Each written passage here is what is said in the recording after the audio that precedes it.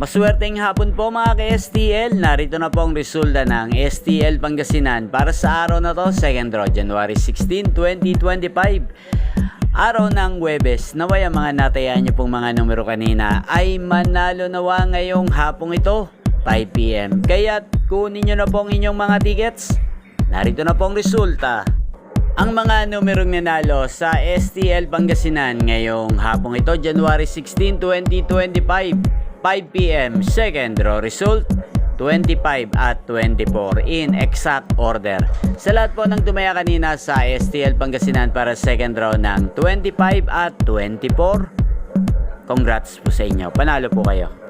At ngayong hapong ito sa STL Pangasinan, atin pong i-shoutout ang lagi ding nanonood sa channel na to, si Kuya Aris ng Pangasinan.